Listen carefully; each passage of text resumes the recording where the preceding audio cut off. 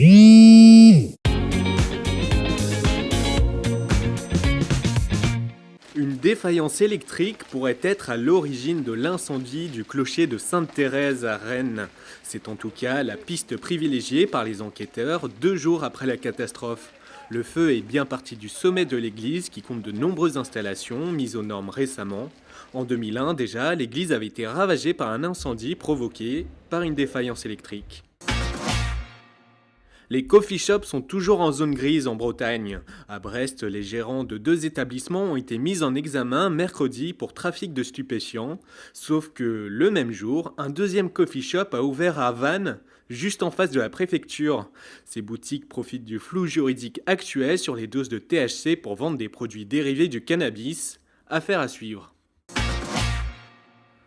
Les premières sélections féminines sont arrivées en Bretagne pour disputer la Coupe du Monde de foot des moins de 20 ans. Sur la plage de Ploemeur, dans le Morbihan, les Néo-Zélandaises se sont déjà fait remarquer ce jeudi. Les joueuses ont ramassé tous les déchets déposés sur le rivage, une belle action qui ne les a pas empêchées de travailler leur technique de balle. Un tournage pas comme les autres se termine ce vendredi à Brest. Depuis 3 jours déjà, les Vantais des éditions Bingrem tournent un court-métrage dans les souterrains du port de commerce. Un décor sombre et humide, parfait pour ce film d'aventure qui cherche à diffuser dans les festivals spécialisés.